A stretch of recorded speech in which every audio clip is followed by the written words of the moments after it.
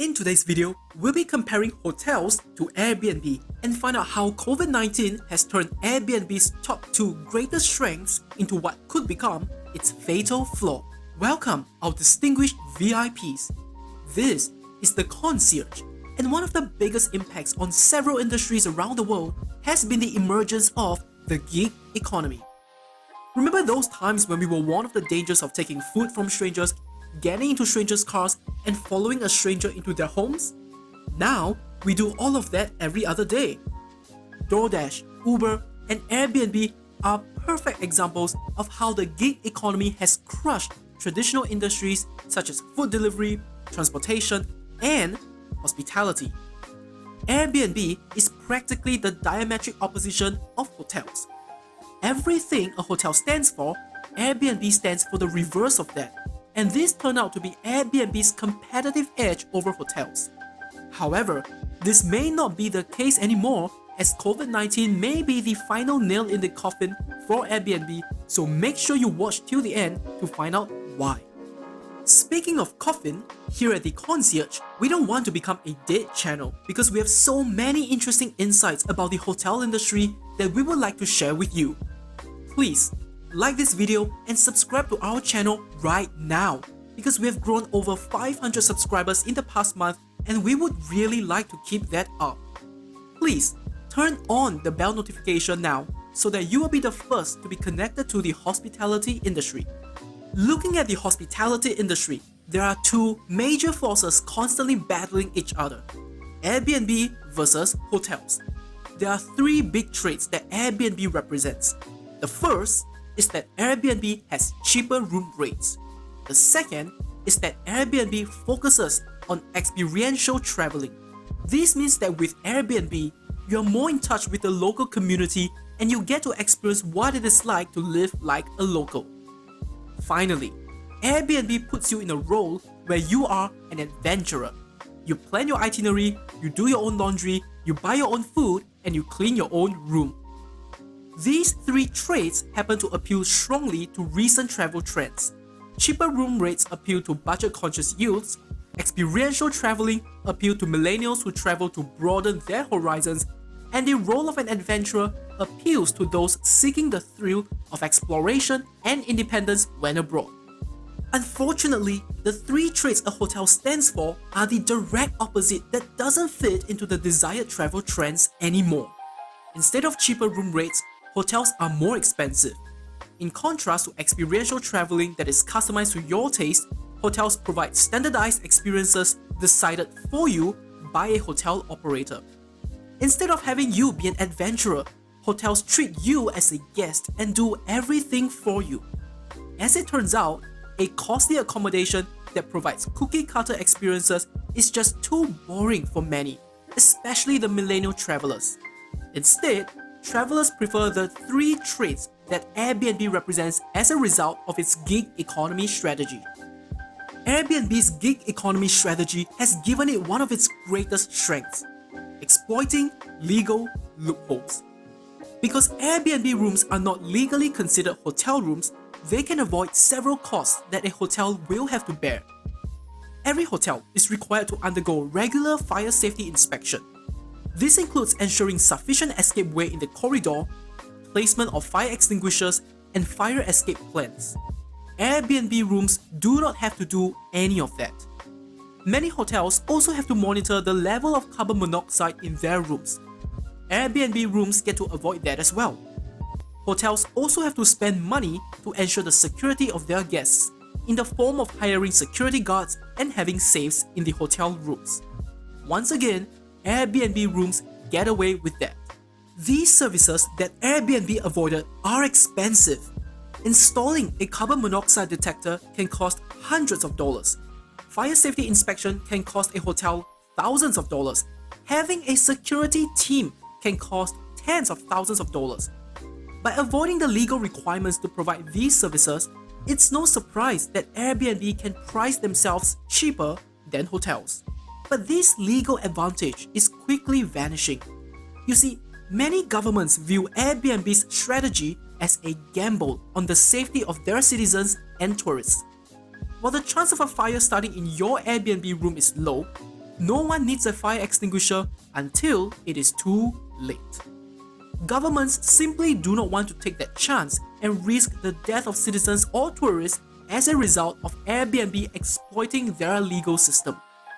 Therefore, many countries such as Japan are now changing their laws to ensure Airbnb is banned until they can provide the same level of safety and assurance as a hotel. As expected, Airbnb attempted to do so with their Airbnb verified apartments. Interestingly, as Airbnb begins to improve their safety, they realized their costs started to rise rapidly due to their gig economy strategy. The gig economy strategy allows anyone to turn their house into a hotel. This is where the weakness shows. When a real hotel hires a fire safety inspector, they can conduct checks on the hundreds of rooms at the hotel. The cost of hiring the inspector can be split between hundreds of rooms. But when an Airbnb owner does it, only a few rooms are available to be checked. Similarly, one security guard can stand outside the hotel and guard 100 rooms. But one security guard standing outside the Airbnb home can only guard a few rooms. This means the salary of the security guard will be split among only a few Airbnb rooms. In short, by losing out on the sweet advantage of economies of scale, it is much more expensive for Airbnb rooms to have fire safety, security, and carbon monoxide detectors added to it. In other words, the gig economy strategy of Airbnb allowed it to exploit the legal loopholes, but now that countries are catching up to it, the same gig economy strategy has made it more costly for Airbnb to provide safety and assurance to their guests. Just go check out Airbnb. No wonder those verified rooms are so much more expensive than staying at a hotel. Speaking of hotels, please do like this video and subscribe to our channel right now to show your support for our hotel videos. Remember to turn on your bell notification so you will always be alerted of our next hotel video. Now, the gig economy strategy also gives Airbnb a second strength: large supply of rooms. Uber can price itself cheaper than regular taxis because they increase the supply of rides. Similarly, Airbnb converted thousands of rooms in a city to become accommodation for everyone. This drastically increased the supply of accommodation. When supply goes up and demand remains the same, the price decreases. However, COVID-19 is about to end their entire career. Cleanliness suffers greatly when you are living in a stranger's house.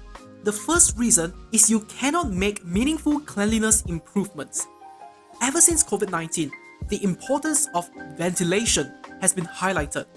A hotel room can easily improve its ventilation by upgrading its air conditioning system. An Airbnb room cannot achieve that. Secondly, when you live in a stranger's house, you cannot enforce sanitation protocols. Hotels have gone as far as to use nano coating that are antibacterial and ultraviolet sterilization to keep their rooms clean as part of their daily housekeeping. Meanwhile, Airbnb rooms generally only get cleaned by third-party cleaners whenever a guest checks out. These third-party cleaners may not be able to uphold the same high standards hotels have for their sanitation protocols. Clearly, hotels are superior in every way with regards to the aspect of cleanliness and sanitation control. The advantage given by Airbnb's gig economy strategy was one that promised a large supply of rooms by tapping into strangers' homes. Instead, that advantage has now been flipped into a weakness of having a large supply of uncontrollable and unclean strangers' homes. You might be thinking, why don't Airbnb homeowners simply hire more cleaners to solve this issue? They could, but they will quickly run into the same problem with economies of scale as before. When a hotel hires a team of housekeepers and buys the cleaning tools in bulk, everything is cheaper. The team of housekeepers also clean hundreds of rooms, which means the cost of cleaning per room is lower. If Airbnb attempts to do the same, the cost of cleaning per room will be so high that it will result in the room's price to skyrocket that guests are better off staying at a hotel instead. Combining the shift in the legal landscape and the increasing awareness of the challenges of a post-COVID-19 world, it seems like the two greatest strengths of Airbnb have turned into its fatal flaws. The exploitation of legal loopholes to avoid paying for safety and assurances has finally caught up to Airbnb. The large and cheap supply of strangers' homes have now turned into a large and cheap supply of rooms with questionable cleanliness. Either way, it seems like Airbnb only has two choices now. The first choice is to ignore the legal requirements and the cleanliness requirements, but this will mean they will continue to be banned in more and more countries. The second option is to start providing better cleanliness, better fire safety, and better security.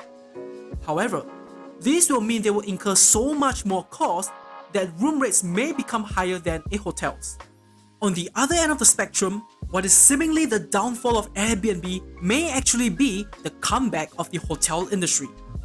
Airbnb is about personalized experiences that are all about exploration. Hotels provide standardized cookie-cutter experiences. This was a weakness hotels had to deal with until now. COVID-19 has shown the world that a standardized experience also means an easier time managing the operating procedure. This is critical for the hospitality industry. Moving forward, we will have to deal with crowd control at dining areas and public facilities. The standardized nature of hotels make it ideal for such policies to be implemented as compared to the homes of individual Airbnb homeowners.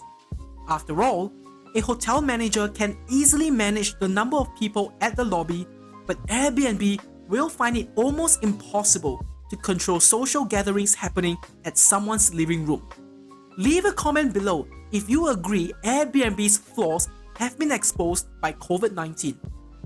COVID-19 has definitely impacted the hotel industry, but it has also given us the opportunity to start this channel and make interesting videos about the industry to share with all of you. Please subscribe to our channel right now and turn on the bell notification to support us. We hope you enjoyed your stay with us. This is the Concierge, checking out.